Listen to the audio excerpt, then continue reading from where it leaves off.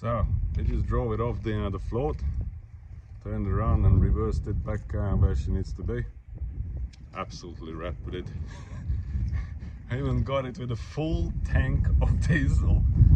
Could be a year old, so I don't know what the go with that is, but she's running without a miss. She's already got the 315 tires and rims. The steer is perfectly fine.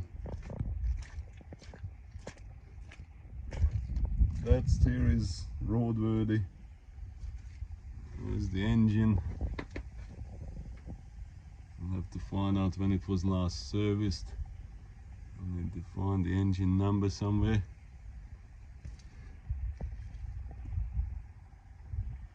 We've got a bull bar coming for it, so the tanks are full of juice. That's the battery box. And that was funny. Down here, one of those 12-volt batteries would cost us about 195. Up in Blacktown, they cost $398 each. So it cost me $2,500 to get her started, which was the call out and 4 batteries. 315s on the back as well. Out of that, the middle axle is perfect. Look at how much fat is on that. The other tires we can throw away, but we hardly need them.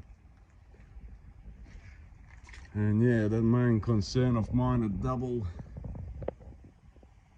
channels.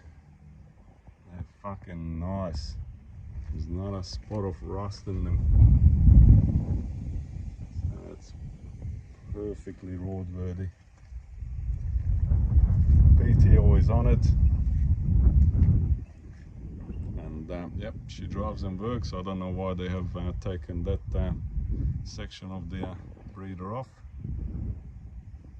but we'll fix it. We'll see what the go is. So there you have it, for less than half of what she would be worth.